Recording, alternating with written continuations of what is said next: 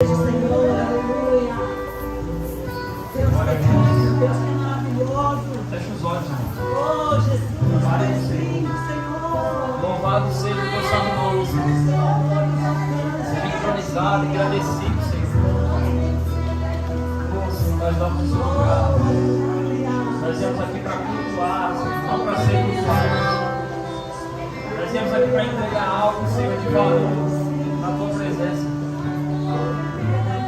Nós viemos aqui, Senhor, nos reunimos. Aleluia.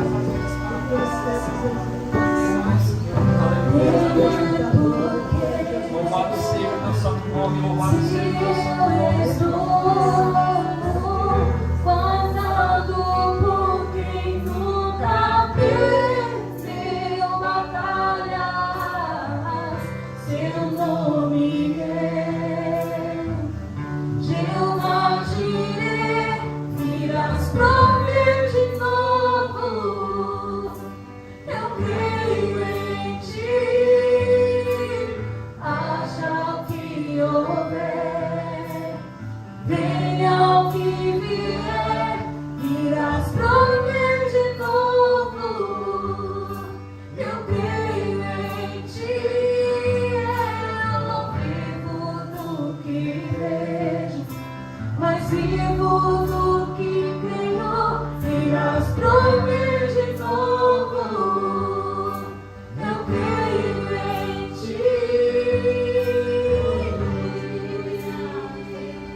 Agradecendo pela tua provisão, pelo teu cuidado, Senhor.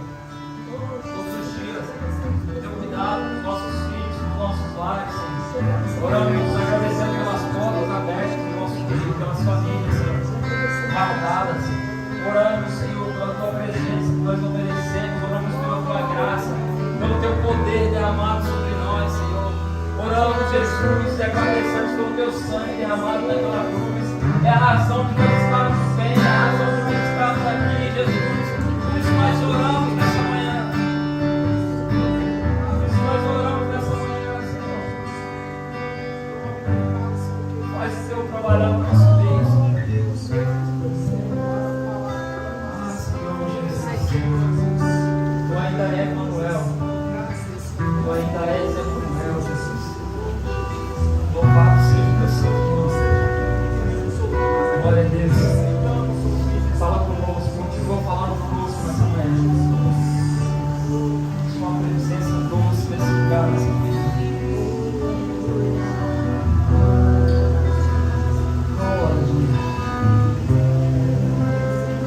Glória a Deus.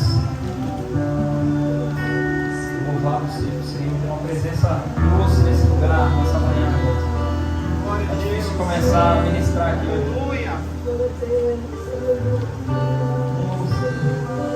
Oh, Espírito Santo, Espírito Santo da verdade.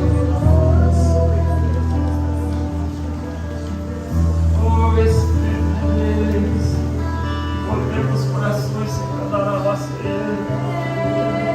Oh, Espírito Santo de Deus, o Senhor é quem cura, o Senhor é quem restaura, o Senhor é quem salva, o Senhor é quem livra. Oh, Espírito Santo, Deus. Oh, Santo Espírito. O Senhor que dá dons aos homens, é o Senhor que dá dons aos homens. Oh, Espírito Santo, seu poder se aperfeiçoa nas nossas vidas. Oh, Espírito Santo, parceiro do teu povo.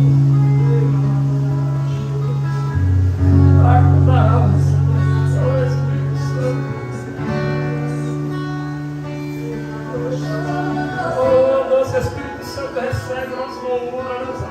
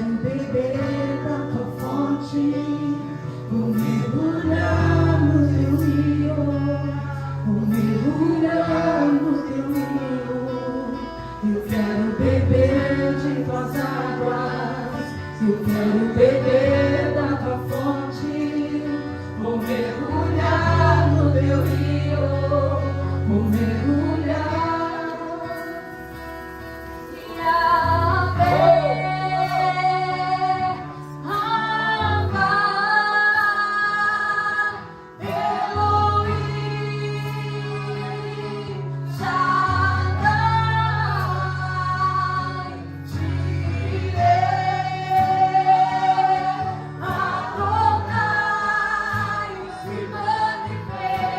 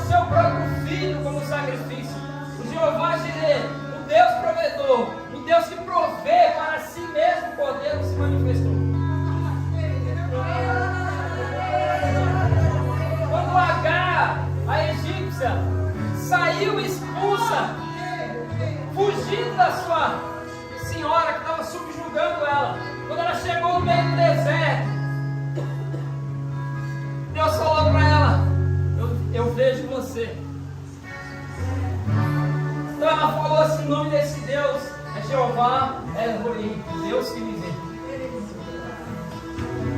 Os nomes de Deus que foram sendo escritos, eles não foram sendo escritos por qualquer coisa, não, é porque Deus se revelava no meio de uma circunstância. Israel estava indo para uma guerra, não sabia o que fazer, e ele dizia: eu sou o Senhor dos Exércitos. Tinha alguém com a enfermidade. Oh, meu Deus. Eu sou o Jeová Rafa, o Deus que cura. Isso não importa as circunstâncias. O Deus é o mesmo. A diferença é a maneira como ele se manifesta. Não é um Deus para cada circunstância, é o mesmo Deus se manifestando de maneiras diferentes, em circunstâncias diferentes. Por isso, quando nós nos ajuntamos, nós viemos todos com situações e circunstâncias diferentes, mas sabemos que nós servimos o mesmo Deus e Ele se manifestará. No meio de qualquer circunstância, no meio de qualquer dificuldade, no meio de qualquer problema, Ele se manifestará.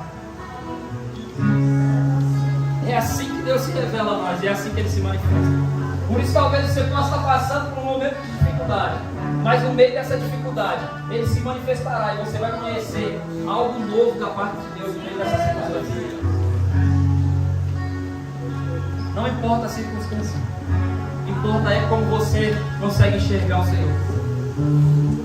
Importa é quando Ele se manifesta e como você o nomeia. É como você olha para Ele, é como você se entrega a essa circunstância quando Ele se manifesta. Pode se sentar, em nome de Jesus.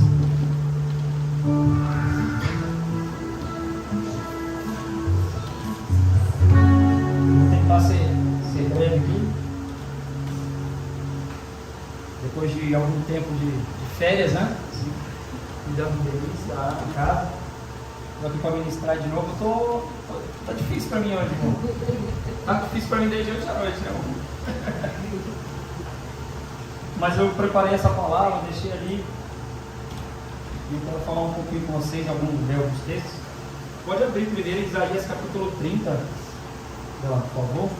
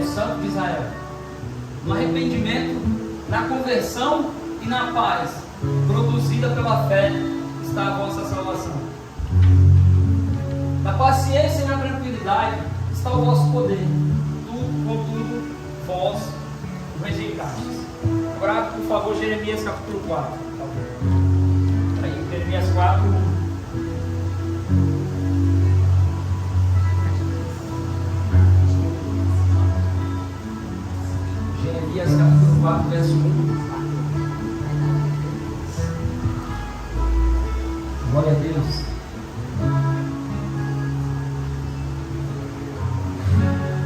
Se te converteres e decidires retornar, ó Israel, volta para mim, declara Yahvé.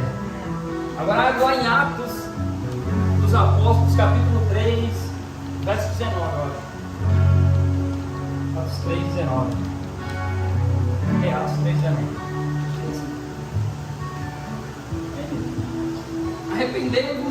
arrependei-vos, portanto, e convertei-vos, para que assim sejam apagados os vossos pecados. Só isso aí. São 3 textos, 2 do Antigo Testamento e 1 do Novo Testamento. 3 textos em contextos diferentes. O texto de Isaías fala de uma profecia, onde Deus vai dizer para o povo: volta para mim, em voltar, em converter, em descansar em mim, está a vossa força, está o vosso poder, está a vossa tranquilidade. Mas Deus diz para ele assim: mas vocês não quiseram. Queridos, estamos começando um novo ano, esse é o primeiro domingo do ano, e nós temos uma pressão muito grande hoje em dia. Todo mundo fala assim: avança, avança, você precisa crescer, você precisa multiplicar, você precisa fazer isso, você precisa fazer aquilo. Mas eu percebi na minha caminhada com Deus que a maior dificuldade que nós temos não é de avançar, não é de fazer, de ter os avanços que a vida exige. Algumas coisas acontecem naturalmente, algumas coisas que nós queremos fazer, elas acontecem naturalmente. O avançar, na maioria das vezes, ele é natural. Então a nossa grande dificuldade, na maioria das vezes, está em voltar. A nossa dificuldade, na maioria das vezes, está em retornar. Como assim, irmão? Como é que eu posso retornar? Você está igual ao Nicodemos, igual o pastor Eduardo fala, metendo louco. Vou voltar no ventre da minha mãe e nascer de novo. Porque conforme nós vamos avançando, nós vamos deixando, por vezes, por causa da pressão do mundo, muitos princípios de Deus de lá. Nós vamos nos movendo pelos nossos sentimentos de conquistas, pelos nossos desejos de conquista, pelos nossos próprios, pelo nosso próprio querer. E no meio desse caminho nós vamos machucando pessoas, nós vamos falando palavras que machucam os outros, e nós vamos pisando, às vezes até em pessoas sem perceber, não por maldade, porque a mensagem é avança, cresce. Então quando Jesus chegou, ele falou para Israel assim: agora a mensagem é converter-vos, é bom. A mensagem dos profetas sempre era arrepender-vos e converter-vos. A mensagem de João Batista: arrepender-vos e converter-vos. A mensagem de Jesus: arrepender-vos e converter-vos. E a mensagem agora de Pedro, em Atos, capítulo 10, verso 19, é arrepender-vos e converter-vos. É sempre, olha, não perca o olhar lá de trás. Não perca o coração lá de trás. Não avance pisando os outros. Não avance, não cresça de qualquer maneira. Porque, vou dar um exemplo para vocês. Por exemplo, se você começar a fazer academia hoje, quando é que você vai notar o avanço? Quando é que você vai notar o crescimento? Lá na frente. Então, se você for lá hoje, passar 12 horas fazendo exercício e achar que já vai sair de lá o Schwarzenegger, não vai dar certo. Você vai ter que ir hoje, aí amanhã você vai ter que voltar para lá. Aí quando chegar lá, você não colocou 100 quilos hoje e amanhã você vai colocar 200, não. Você vai ter que levantar o mesmo peso. Você vai fazer a mesma série de exercícios por um período muito grande. E por enquanto você só vai notar uma coisa: dor. Até notar um avanço. Então, o que Deus quer falar conosco nesse tempo? Permaneça. A constância que Ele trouxe para nós, essa palavra de ser constante é: volte a fazer de novo. Nós começamos agora a leitura bíblica no Gênesis aí. Qual Gênesis? Qual que nós estamos hoje? Eu fiz a minha de manhã, mas eu já estou no... Qual? 21? 23. Eu já estou em outra aí. Estou no 40. Gênesis 40 é o meu. Então, mas Gênesis 20. Quando é que você vai notar o avanço do seu conhecimento bíblico? Quando é que você vai notar? Lá no meio do ano. Lá quando você estiver na metade da palavra. Lá, se você não parar, aí você vai ter que voltar de novo, irmão.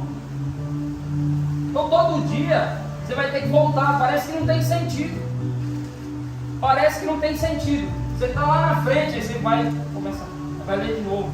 Tem gente que já leu, aí está lendo de novo a mesma coisa. Como eu vou ler isso? Para que ler isso de novo? Para que fazer isso de novo? Por que orar de novo? Por que a oração do Pai Nosso diz? Quando orar é pão nosso de cada dia. Porque ele estava dizendo, a oração do Pai Nosso é diária. É todo dia. Ah, tá aqui, né? É o 22 hoje. 22? É, Quem já leu hoje? Depois eu pego. Continuidade, irmão. É voltar. Mas o povo de Israel, o que eles fizeram? No contexto de Isaías capítulo 30, Deus já havia punido Israel. Israel já estava punida, já tinha ido para o cativeiro. E agora Judá, olha para o exemplo de Israel.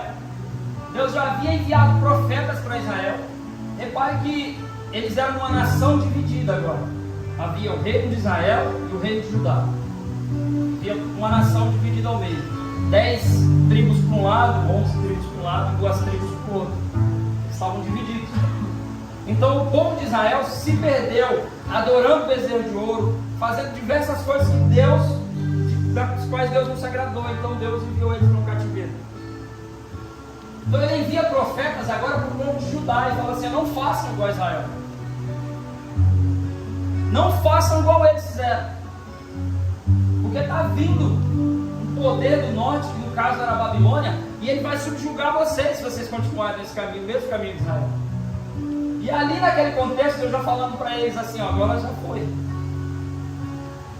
Eu falei para vocês voltarem, eu falei para vocês se converterem, eu falei para vocês fazerem, mas vocês não quiseram. Por quê? Porque no contexto de Isaías capítulo 30, eles buscaram uma aliança com o Egito. Deus falou para eles: vocês não vão poder resistir a esse inimigo. Então eles procuraram alguém e falaram assim: não, nós vamos resistir. Nós vamos lutar com a nossa própria força. Agora o que representa o Egito, irmão? O que o Egito representava para eles? O Egito representava escravidão. O Egito representava um período de escravidão para eles. Assim somos nós. Encontramos em Cristo um prazer, encontramos no Espírito Santo um prazer, um amigo, mas por vezes nós voltamos para o Egito. Por vezes nós estamos lá buscando aquele prazer momentâneo de novo. Por vezes, ao invés de lutar com as forças que o Espírito Santo tem para nós tentamos resolver na força do nosso braço, na nossa própria inteligência. Nós não levamos ao Senhor em oração o problema. Nós não levamos ao Senhor e o Senhor a alegria em oração. É como se nós mesmos tivéssemos produzido a alegria, ou como se nós mesmos pudéssemos resolver o problema que nós criamos. E por vezes o Senhor permite um problema, uma situação na nossa vida para isso, para a gente voltar para Ele, porque nós estamos avançando e deixando algum princípio de lado. Porque nós estamos avançando e deixando alguma coisa que a gente não podia ter parado de fazer, que a gente não podia ter deixado para trás. Então ele olha para o povo e fala: no Egito não tem nada mais para vocês, e vocês precisam estar em mim. Volta para mim. Volta, vem. Em descansar em mim está o vosso poder. Em descansar em mim está a vossa força. Em estar em mim está a vossa força. É um chamado de Deus para voltar. Por que eu estou falando sobre isso, irmão? Porque nós agora estamos lendo aqui a palavra, fazendo umas 12 horas de oração, e muito disso foi abandonado pela maioria das igrejas. Muito disso foi abandonado pela maioria dos ministérios. Inclusive, se você for ouvir algumas pregações, nem contexto bíblico ela vai ter. É muito mais a pregação coach. E eu não estou aqui criticando o trabalho do coach. Lá na empresa É muito bom ter um mentor, um cara que vai te ensinar a avançar, entender os trabalhos, tudo que você tem que fazer aí para você crescer. Mas o Evangelho é diferente. No púlpito não cabe inclusão. Não tem inclusão. No púlpito é conversão. Por aí podem incluir, mas só teve uma coisa: Jesus nunca foi exclusivista e ele também nunca fez acepção de pessoas, mas teve uma coisa que ele excluiu e ele disse: se vocês não excluírem, vocês não têm parte comigo, em nome disso é pecado. Por isso que não tem como ter inclusão no púlpito. Não dá. Ah, nós somos uma igreja inclusiva. Não dá. A gente inclui as pessoas, mas elas precisam excluir o pecado. A palavra que entra no coração precisa excluir o pecado da vida. Mas o que nós estamos vendo é uma palavra inclusiva. É uma palavra que não só inclui a pessoa, mas aceita o pecado. Inclui o pecado dentro da igreja. O pecado ele vai sair de forma processual. Em alguns casos sim. Depende. Mas quando nós pregamos o Evangelho, nós precisamos deixar claro para as pessoas: Evangelho é transformação, Evangelho é conversão, Evangelho é arrependimento. Não é permanência em pecado, não é permanecer fazendo as mesmas coisas. Não dá para incluir isso. Por isso o Senhor nos chama, volta. Só que aí lá onde nós lemos no livro de Jeremias capítulo 4, ele vai dizer: se voltares, volta para mim. Se voltares, volta para mim, eu sou Yahvé. Eu sou o Senhor de vocês. Porque não importava se eles decidiam voltar, mas e se eles voltassem para as velhas práticas? Porque quando a gente fala de voltar, tem os dois lados, né? Então, se vocês voltarem, voltem para mim. Voltem-se para mim, olhem para mim. Voltem-se para a minha palavra. Voltem-se para a oração. Voltem-se para o lugar onde vocês me buscavam. Todo novo de Deus, geralmente para o homem, uma grande volta. Se você ler, vocês vão pegar aí, vocês vão até estranhar muito. Quem nunca leu a palavra, você vai estranhar, porque você vai ler o livro de Levítico, e aí depois você vai ler Deuteronômio, e aí você vai ler a mesma coisa que está escrito em Levítico, com outras palavras e outras. Por quê? Qual o sentido de escrever duas vezes a mesma coisa? É porque aquela geração, ela foi avançando e recebendo a lei dentro do deserto, mas ela se perdeu. Ela sempre queria avançar. Quando eles falavam em voltar, eles falavam em voltar para o Egito e não voltar para o Senhor. Eles falavam em voltar aos prazeres, aquilo que dava prazer a eles. Eles não falavam em voltar ao Senhor, que chamou Abraão, que chamou Isaac, que chamou Jacó. Então ele escreve todo o livro de Levítico, entrega para eles, e agora vai surgir uma nova geração com Josué para entrar na terra prometida. E aí Deus manda Moisés escrever o livro de Deuteronômio. Deuteronômio quer dizer a segunda lei, ou a repetição da lei. E ele vai repetir toda a lei para os filhos daqueles que morreram no deserto. Para quê? Para que eles soubessem para onde voltar. Para que eles, quando estivessem avançando e conquistando dentro daquela terra, eles não achassem que era pelo seu próprio poder. Quando eles estivessem conseguindo as coisas, eles não achassem que era pelo seu próprio intelecto, pela sua própria força. Para que quando eles avançassem, a motivação fosse a correta. Para que quando eles avançassem dentro da terra, e quando eles começassem a conquistar todo aquele território que o Senhor já tinha preparado para eles, eles entendessem quem lhes tinha dado tudo aquilo. Por isso, para nós, nesse tempo, para que a gente não caia no modismo, porque qual que é a moda, irmão? Qual que é a moda? Vamos começar o ano, vamos dar um nome para o ano. É o ano da conquista. Glória a Deus. Eu quero. É o ano da vitória. Mas deixa eu te dizer, você tem 12 meses no ano, vão ser 12 meses de vitória, irmão? Em nome de Jesus que seja. Que sejam 12 meses de conquista. Mas enquanto a derrota bate na porta, no meio do ano da vitória, como é que faz? E quando a perda bate na porta, em 2019, tinha um monte de gente que era o ano da vitória, o ano da conquista, o ano do não sei o que, só que começou a pandemia. Foi o ano da pandemia, não foi o ano da conquista, não o ano da vitória. Um monte de gente que estava vivendo o ano da vitória perdeu pessoas, perdeu empregos, perdeu empresas.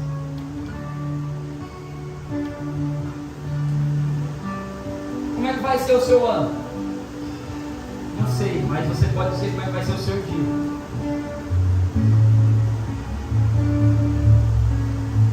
Você pode dizer como é que foi o seu dia amanhã, como você levantou hoje de manhã, para onde é que você voltou de manhã.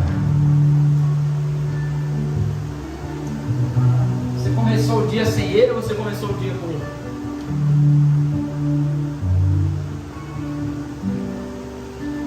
E aí é um motivo. Só que aí, nesse capítulo de Isaías, no 30, vai ter um versículo que vai dizer assim: o povo olhava para os profetas e dizia assim: não nos digam a verdade, não preguem mais a mensagem, a palavra do Senhor, profetizem-nos ilusões, profetiza-nos ilusões. Olha só, Deus estava falando para eles: voltem para mim, mas o povo estava dizendo ao profeta: não, nós queremos viver as ilusões, nós queremos viver iludidos, porque a realidade é dura demais. Eles não queriam enfrentar a realidade, porque para enfrentar a realidade, eles precisavam voltar e pedir perdão. Porque para enfrentar a realidade, tinha que voltar e reconhecer o erro com o irmão, tinha que voltar lá, pedir perdão para quem você sentiu inveja, tinha que voltar lá e pedir perdão para quem você tinha falado mal. Tinha que pedir perdão, não, tinha que converter.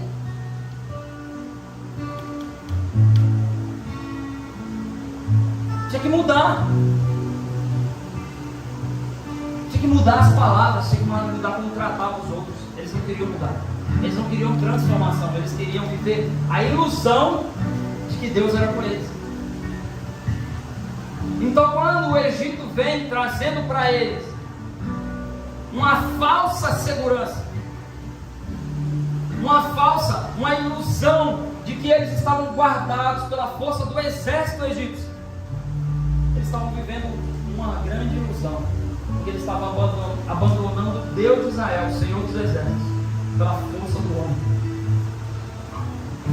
E eles olhavam para os profetas e diziam: profetiza-nos ilusões. Irmãos, não é diferente do que nós estamos vendo hoje. Não é diferente. É muita gente correndo atrás de profeta para profetizar ilusões.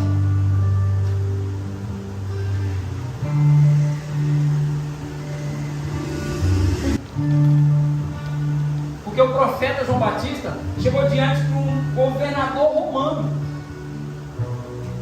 que tinha cometido um pecado de adultério e falou: você está em adultério, converta-se. Isso é profeta. E lá está profetizando ilusão. Por quê? Porque está colocando a pessoa a continuar numa vida de pecado e achando que Deus vai dar alguma coisa para ela.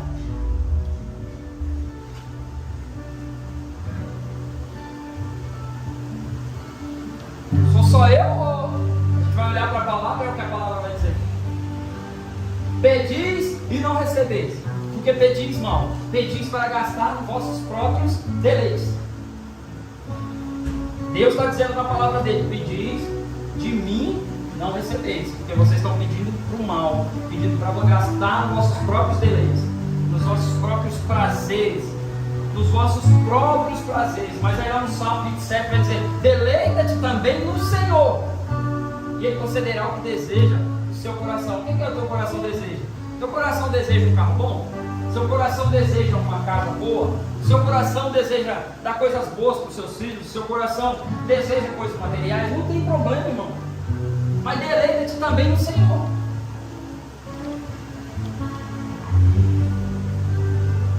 Não é para buscar só os próprios prazeres. Não é para buscar só as próprias coisas.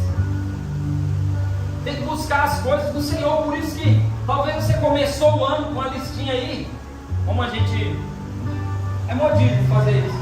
Faz uma lista, escreve os seus planos, quais são os seus sonhos.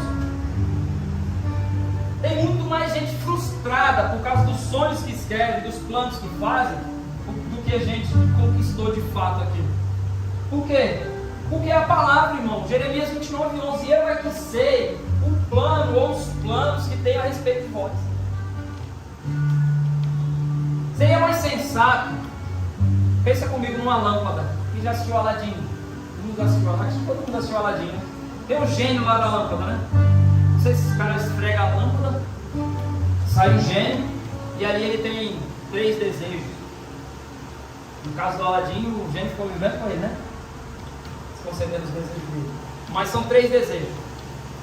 Agora, quando fala a palavra gênio, o que você pensa? Alguém pode falar? O que você pensa? Gênio? O que fala, Letícia? Você fala bem? Muito inteligente? Isso. Fala aí mais alguma coisa dele. Alguém superior. Alguém que pode conceder qualquer desejo. Agora eu, inferior, olho para o gênio de capacidade e entendimento superior e faço o meu desejo, o meu pedido. Se eu estou diante de um gênio, o que eu devia pedir? Cara, o que eu preciso? Você é superior. Assim nós tratamos Deus, como se fosse o gênio da lâmpada. Na sua superioridade, na sua soberania, mas nós vamos diante de Deus levando os nossos próprios desejos. Nós vamos diante de Deus dizendo assim: Deus, faz o meu desejo. Jesus nos ensinou na oração lá no Getsemane a chave. Ele disse assim: ó, ô gênio, faz a tua vontade. Ô soberano, faz a tua vontade, não a minha. A vontade de Jesus naquele momento era não subir na cruz. A vontade de Jesus era que Deus encontrasse outra maneira de fazer aquilo. A vontade de Jesus, se tiver outro jeito, era a vontade dele. Só que a vontade dele só beneficiava ele mesmo. A vontade dele condenaria todos. A vontade dele condenaria a todos. Talvez a minha vontade condene a minha família, condene os meus filhos, condene a minha casa. Talvez fazer a minha vontade condene essa igreja. Por isso eu preciso abrir mão da minha vontade, para não condenar ou não contaminar a muitos. Porque a vontade do Senhor, ela sempre pensa no ambiente coletivo. Sempre pensa no todo. Por isso que Ele é o único juiz verdadeiro. Porque quando eu chego para julgar alguém, eu conheço só um pouco, mas Ele conhece por inteiro. As pessoas chegam diante de Deus e dizem assim: Deus conhece o meu coração, irmão. Isso deveria colocar muito medo, mas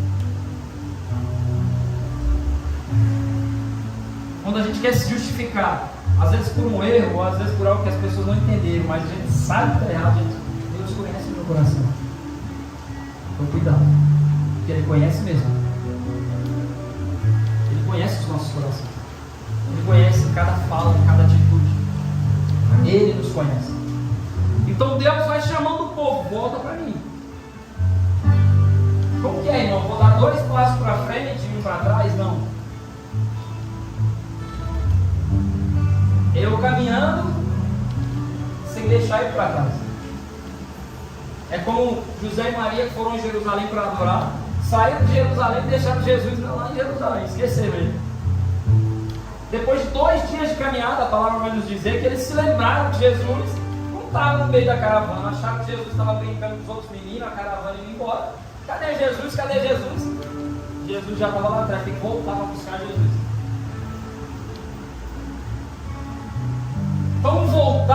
Senhor é voltar todos os dias à leitura da palavra, é voltar todos os dias ao lugar de oração, é voltar todos os dias a coisas que nós não podemos abandonar. Você está entendendo isso? É um exercício de fé. É um exercício, exercitar a fé, para que vá crescendo, para que a fé vá crescendo dentro de nós, para que ela vá se tornando cada vez mais robusta, mais forte. A fé pode ser exercitada, irmão. Paulo disse para Timóteo assim: o exercício físico para pouco é proveitoso, mas o exercício da fé, o exercício espiritual, para tudo é proveitoso. No exercício da fé, para tudo você vai achar proveito. Nesse livro aqui tem de receita de pão a remédio, tem tudo aqui. Tudo que você quiser tem aqui. Quer fazer pão sem fermento? Tem a receita aqui, ó. Quer fazer lá um remédio lá? O rei estava morrendo lá, e aí hoje a gente faz, o povo faz uns remédios aí que coloca na úlcera, nos negócios, está aqui. O rei estava morrendo, o rei Ezequias. O profeta foi lá, e aí você acha que o profeta pôs a mão na ferida e falou assim: vai curar em nome de Jesus. O profeta falou: não, faz um remédio aí, coloca em cima e a ferida vai se curar. Tem remédio. Problema no casamento? Tem aqui, vai ler em Provérbios. Problema financeiro? Tem aqui também, Provérbios. Qual que é a situação? Não tem nada que ele não tenha previsto aqui, que ele não tenha deixado em si para que a gente possa resolver. O nosso problema é aonde nós buscamos. E do jeito que é hoje, do jeito que nós temos acesso a tanta informação, nós por vezes deixamos a palavra de Deus em segundo plano e vamos buscar em outros lugares. Mas o que é que o fulano lá diz? Eu não estou excluindo os ensinos de muita gente que pode te ajudar na sua vida financeira, mas se você decidir pela fé, é base bíblica, irmão. É fundamento bíblico. Não dá para ficar cocheando dois pensamentos, um pouquinho na fé e um pouquinho ali. Não dá. É na palavra.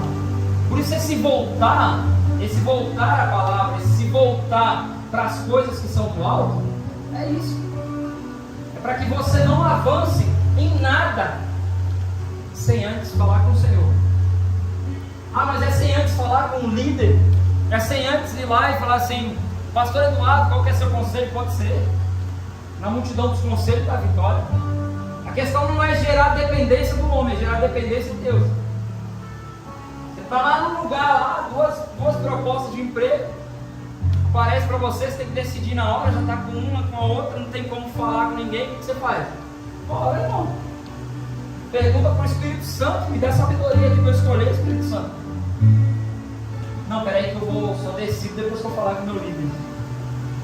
Tem que comprar um negócio, não tem dependência do homem. A dependência é do Senhor. Nós precisamos uns dos outros. Precisamos uns dos outros, mas não dependemos de ninguém, cara. Você precisa da Bia? Precisa, mas não depende. Para isso precisa, tá vendo? Eu preciso da não. Ela precisa de mim, a Bia precisa de você, mas não depende. Não há uma dependência, ela depende do Senhor. É uma necessidade. Nós precisamos uns dos outros aqui para suprir necessidades, para uma palavra, para um abraço, para um cuidado, para muitas coisas. Mas dependência vai ter uma hora, irmão, que quem você precisa não vai resolver o problema. Vai ter uma hora que a esposa não tem a palavra que você precisa. Vai ter uma hora que você vai ter que buscar no Senhor. E aí a questão é aonde você volta para buscar. O filho pródigo estava andando longe do pai. Eu vou voltar. Eu vou voltar para a casa do meu pai. Então Deus estava chamando eles à volta. E agora Jesus vem, morre pelos nossos pecados, o Espírito Santo desce, reveste a igreja de poder. E aí Pedro vai fazer o seu primeiro discurso. Em Atos capítulo 3. E aí o discurso de Pedro é: arrependei-vos e convertei-vos. O que é conversão? Quando ele está indo no carro, o que é a conversão, né? Conversão, está ali a conversão. Vamos lá. C.S. Lewis, que é um grande pastor americano, ele diz o seguinte: para quem está indo no caminho errado, um passo atrás, uma conversão é progresso. Para quem está tomando decisões erradas, voltar é progresso. Agora, quando eu falo de voltar, é exatamente isso, é saber para onde. É saber qual é a nossa origem. É saber quem nos mandou seguir. Quem nos mandou isso. Você lê a palavra, as viagens missionárias do apóstolo Paulo. Ele ia, fazia uma viagem missionária, plantava as igrejas, estabelecia os pastores, e aí voltava lá em Jerusalém, falava com a igreja de Jerusalém, aí ele, vamos fazer de novo, e aí voltava. Aí ele ia para novos lugares. Quando ele quis ir para uns novos lugares, lá o Espírito Santo barrou ele. Vai lá na Macedônia, ele foi, preparou as igrejas, já fez 3 viagens missionárias, Paulo. As 3 viagens missionárias de Paulo, poucas vezes ele foi em lugares novos, ele voltou sempre nas mesmas igrejas, para pregar o evangelho de novo, para deixar cartas, para deixar instruções, para deixar aquelas pessoas bem fundamentadas naquilo que elas estavam fazendo.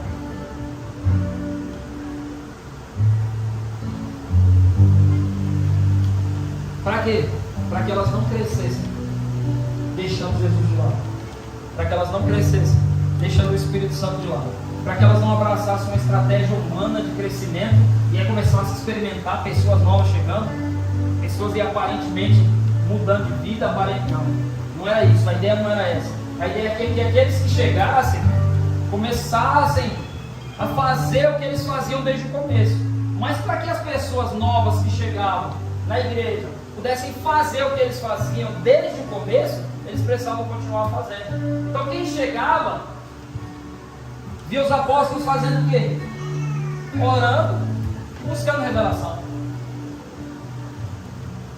Quem chegava na igreja não encontrava eles buscando uma nova estratégia, não encontrava eles, Josimar, no mesma coisa que eles estavam fazendo desde quando Jesus foi, orando, buscando revelação, sendo cheio do Espírito Santo. E aí o cara falava: e aí Pedrão, o que tem que fazer? É só você olhar, só observar o que eu estou fazendo e fazer igual. Então o problema, por vezes, é que as pessoas chegam na igreja e nós abandonamos as práticas que nos edificaram há muito tempo. Nós nos esquecemos das práticas que nos edificaram, da escola bíblica dominical. Nós esquecemos dos cultos, que antes era ciclo de oração, hoje nossa oração 12 horas, um culto de oração. Eu falo por mim, irmão. Eu falo por mim. Todo domingo de manhã, subia para a igreja, um monte de criança, para ir para a escola bíblica dominical. Eu não aprendi sozinho em casa. Eu aprendi com pastores que já estavam lá na igreja, já eram convertidos há 20, 30, 40 anos, e o cara estava lá fazendo a mesma coisa. Ele não estava, não, precisa de algo, uma nova estratégia, não. Ele estava fazendo a mesma coisa. Ele ainda estava dando aula de escola bíblica. Você chegava na igreja, o pastor ainda dobrava o joelho lá, passava meia hora, 1 hora de oração, e não tinha como. Se você quisesse se conectar, você tem que fazer a mesma coisa. A igreja foi mudando, e a gente foi entendendo algumas coisas que foi para o nosso bem, que as mudanças espirituais internas, elas são mais importantes do que as externas. E existia uma exigência de uma mudança externa. Quando eu cheguei hoje, o pastor Eduardo falou assim: as irmãs estão crentes hoje, vieram de saia. Porque no nosso tempo era assim. A mulher chegava na igreja de calça, daqui a pouco iam exigir que ela colocasse uma saia. O homem chegava se vestindo aqui, não, aí tem que colocar um terno, tem que colocar uma gravata. E as pessoas viviam ilusões, mudanças superficiais. E não viviam viviam uma mudança que acontecia por dentro. Elas não passavam as práticas das disciplinas espirituais, não passavam a orar, não passavam a jejuar, não passavam a buscar conhecimento bíblico, na sua grande maioria. O que mudou agora? Agora piorou. Por quê? Porque a gente sistematiza as coisas, a gente tira a Bíblia do negócio, fala assim, ó, cria aí um sistema para nós, que eu vou ensinar as pessoas nesse sistema, como que elas têm que andar dentro desse sistema, não é dentro da palavra.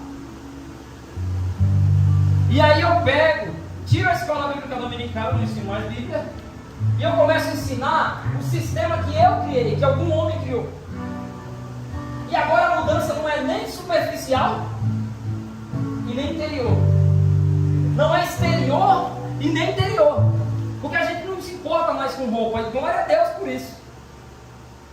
Mas cada um, dentro dos seus relacionamentos, precisa experimentar mudanças, precisa experimentar transformação que vem de dentro para fora. Como que é essa transformação, irmão? Antes eu falava, eu gritava, eu xingava. Talvez de vez em quando você ainda vai xingar, irmão. Não se preocupa não. O problema é para onde você volta.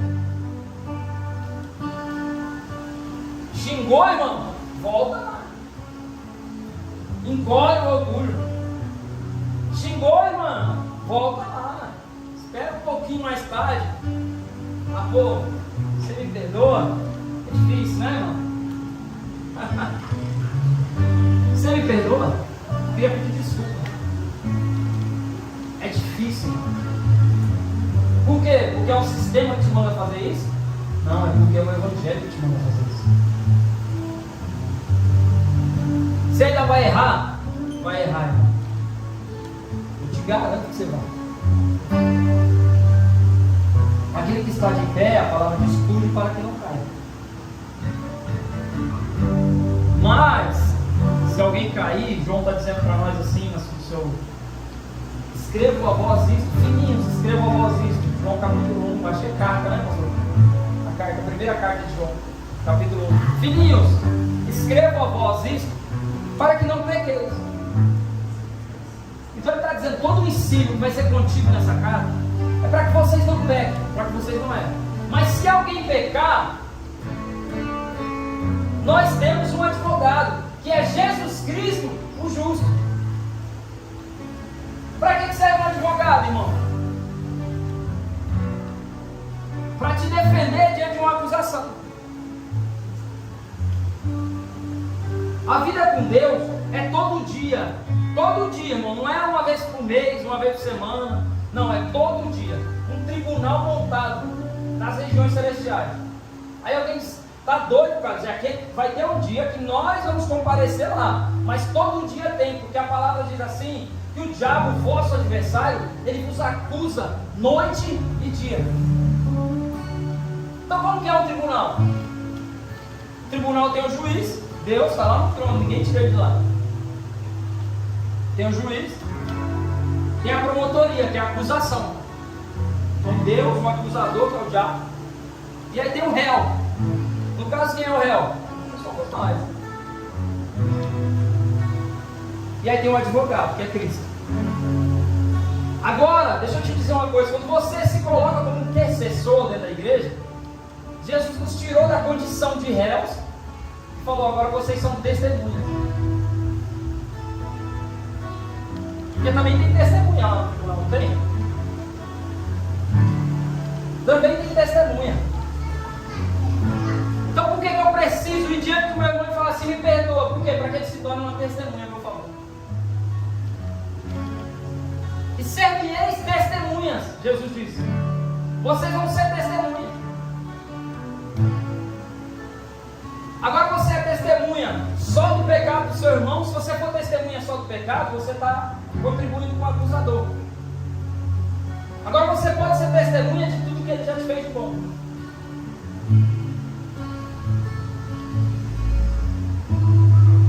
Você pode ser testemunha de tudo que já foi, que ele já mostrou que é de verdade. Porque nós definimos por vezes as pessoas por causa de uma circunstância, não por causa de tudo que elas já fez.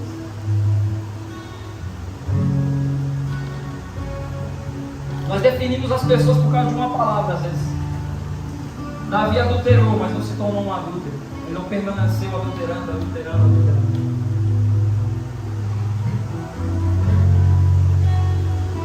Moisés assassinou uma pessoa, mas ele não continuou assassinando pessoas, ele não continuou matando pessoas, ele não continuou vivendo uma vida de iniquidade. Por isso o assassinato não definia Moisés. As pessoas podiam olhar e dizer: Moisés é um assassino, mas Deus estava dizendo: não, Moisés é um libertador. As pessoas podiam olhar e dizer assim: Davi é um adúltero, mas Deus dizia assim: não, Davi é um homem segundo o meu coração. Por quê? Porque o erro não definia Davi. Porque o erro não definia Moisés. Por que o erro não definia esses homens? Porque eles voltaram para o Senhor. Porque eles voltaram para pedir perdão ao Senhor. Porque eles voltaram para consertar o que fez. Eles voltaram e pediram perdão a despeito daquilo que eles teriam que perder se se voltar. Então deixa eu te perguntar, irmão, para onde é que tu tem que voltar? Porque essa palavra aqui, que eu estou falando muito a mesma coisa, que eu digo sempre para vocês, não é falar muito sobre muitas coisas. Sabe por quê? Porque se a gente olhar, tem muita informação. Se você pegar na internet agora, chegar na sua casa, a pregação que você quiser, sobre o que você quiser, está ao seu alcance. O que a gente quiser, informação demais. Só que como nos tempos de Jesus, é muita informação sem autoridade. É muito ensino sem efeito. Por quê? Porque a autoridade, e vocês vão entender o que eu vou dizer aqui, a autoridade exige reconhecimento. Ah, não, peraí, o cara já começar a falar que tem que ser reconhecido, tem que ser honrado, que pastor tem que ser honrado. Não tem nada a ver com isso. O que é reconhecimento de autoridade? Jesus terminou o seu ensino, Mateus capítulo 7, ele vai dizer assim: aquele que ouve as minhas palavras e as pratica, eu compararei ao homem que construiu a sua casa sobre a rocha. Veio a tempestade e os ventos, deu contra ela, mas nada aconteceu. O homem que ouve as minhas palavras e não as pratica, compará-lo-ei ao homem que construiu a sua casa sobre a areia. Veio o vento, a tempestade, deu contra a casa e grande foi a sua ruína. Jesus acaba o seu ensino, e agora não é Jesus falando, são as multidões falando. Ele diz assim: ele ensina como quem tem autoridade, não como os fariseus. Porém, Jesus havia dito para eles: a minha autoridade sobre vocês, ou a autoridade do meu ensino sobre vocês, está na prática. Reconhecimento de autoridade é da palavra, irmão, não é do Carlos. Reconhecimento de autoridade é daquilo que foi ensinado, não é de mim. Nenhum homem deve subir num altar e num púlpito e buscar reconhecimento. Não, ele deve buscar reconhecimento da palavra. Porque se você, ouvindo a palavra, seguir e construir a sua casa sobre essa palavra, o fundamento é Cristo, não sou eu. Não sou eu que garanto que a sua casa fica de pé.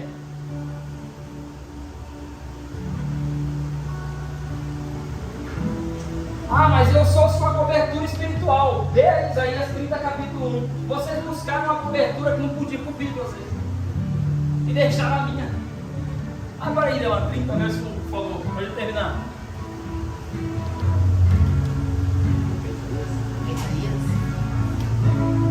Mesmo texto, 30, acho que na minha, deixa eu achar aqui.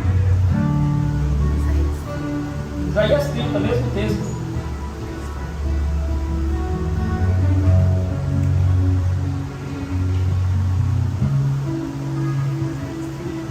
Vou ler aqui no meu gancho. Você acha, deixa eu ver. A tradução é diferente. É o 30, 15, Mesmo 30, Isaías capítulo 30, verso 1. Ai dos filhos rebeldes, diz o Senhor, que recebem conselho, mas não de mim, e que se cobrem com uma cobertura, porém não do meu Espírito, para que possam adicionar pecado a pecado. Se é uma cobertura boa, irmão, é do Espírito. que é um fundamento bom, garantido, é Cristo. Não são homens. Homens têm a responsabilidade de ensinar o caminho da busca ao Senhor, não o caminho que os prende a Ele. Ai, os rebeldes que se cobriram com algo que não sou eu, não é o Espírito. Por que eu estou falando isso? Porque nós vamos encontrar esses ensinos aí. Cobertura espiritual. Existe cobertura espiritual, irmão? Existe, do Espírito Santo. Existe fundamento apostólico? Vamos dizer para você que existe fundamento apostólico. Não existe. Qual que é o fundamento apostólico? A palavra. Ah, eu sou o fundamento, eu sou apóstolo, eu sou fundamental. Não. Desculpa. Não é isso que a palavra está dizendo. A palavra está dizendo que o fundamento apostólico é fundamentar-se no ensino. Então o que eu estou dizendo? Que reconhecimento de autoridade não é o que você dá simplesmente à pessoa que você reconhece. É o quanto você obedece a palavra que a pessoa te ensinou.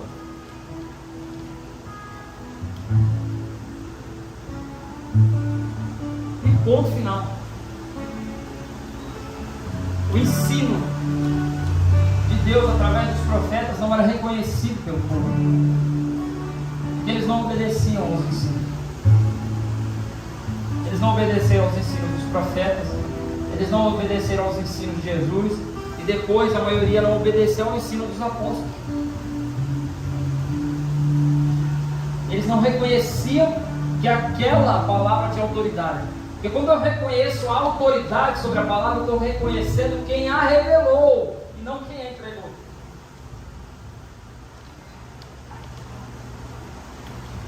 Quando o rei enviava um mensageiro, se o mensageiro chegasse e falava assim: eu escrevi uma carta para você, para outro rei, daqui eu que escrevi, eu o mensageiro, que valor tinha aquela carta? Para ele? Nenhum. Tem dois reis, uma negociação de guerra. Aí chega um mensageiro, entrega uma carta e fala: fui eu que escrevi, toma. Que valor tem? Nenhum. O mensageiro era só quem entregava a carta. E o valor da mensagem estava em quem assinava, em quem selava aquilo. Por isso o valor da mensagem que eu prego, que qualquer um prega, não está em quem prega, está em quem revelou. Não está em quem fala. Nós só somos os mensageiros. Quem escreveu as cartas foi ele. Por isso, querido, em nome de Jesus, que você entenda essa palavra. O apóstolo Pedro olha para eles e diz assim: convertei-vos e arrependei-vos. Isso é uma mensagem diária para nós. Se você precisar se converter todo dia, nós fomos ministrar a palavra uma vez num culto infantil, eu, a Gal e a Kelly, né? Uma igreja pequena aqui dentro da comunidade, e a gente sempre ajudava eles lá no Dia das Crianças, com fantoches lá e tal. E aquela pastora da igreja me ensinou uma coisa extraordinária. Ela, já nos seus 60 anos de idade, 40 anos de ministério, servindo dentro de uma comunidade ali, ela falou assim: todas as vezes que alguém faz o apelo, irmão, aqui na comunidade ou em qualquer lugar que eu vou, alguém diz assim: você quer aceitar Jesus? Ela fala que ali no cantinho dela, ela falava assim: Jesus, eu quero. Você quer entregar a sua vida para Jesus? Todos os dias. Toda vez que alguém falava isso, toda vez que alguém fazia um apelo, ela falava: Jesus, eu quero de novo. Foi a melhor decisão da minha vida. Jesus, eu quero entregar de novo. Arrepender-se e converter-se é para todo dia. Se arrepender do erro diário. Talvez você já está nessa caminhada há um tempo, há menos tempo, não importa quanto, mas todo dia talvez, até chegar, até você ser arrebatado ou morrer, vai ter coisa para você se arrepender. Vai ter algo do qual você se arrepender e voltar para o Senhor. Fica de pé em nome de Jesus.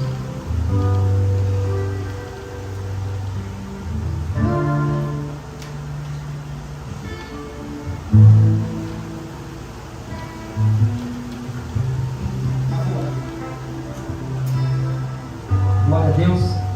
Vamos orar ao Senhor. Os pastores estão viajando, tirando um momento de descanso ali.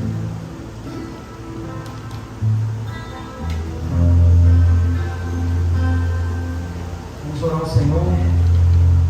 Espero que o Senhor tenha falado no seu coração através dessa palavra. Que você possa reconhecer talvez o que é necessário aí, que você precisa se arrepender, converter, voltar. Talvez você esqueceu Jesus, ou quando você entra na porta lá na empresa, você fala assim: Jesus, fica aqui fora aqui que eu vou entrar agora. Depois aí, quando eu sair, a gente vai de novo, ou domingo na igreja lá. Quando eu for domingo para a igreja, Jesus, nós vamos juntos agora o resto da semana. Quando você sair daqui, irmão, isso aqui não é mais, é só uma parede. Você se despede das paredes, despede das caixas de som, do microfone, mas você não se despede da presença. A presença de Deus vai com você. Ele continua guardando esse lugar aqui para que a gente chegue aqui domingo e esteja tudo lá. Porque Ele é onipresente. Mas Jesus vai com você. E aonde você chamar Ele para entrar, entra comigo, Jesus. Jesus, vem comigo, Jesus. Vou fazer esse negócio, fechar um negócio aqui, Jesus. O que eu tenho que falar? Ele vai com você. É assim que Ele trabalha. Relacionamento diário. Feche seus olhos. Pai, em nome de Jesus, te agradeço por essa palavra. Eu creio que o Senhor falou aos nossos corações hoje. Senhor, quantas vezes eu precisei voltar, Senhor. Quantas vezes eu precisei reconhecer. Quantas vezes eu precisei pedir perdão. Quantas vezes, Senhor,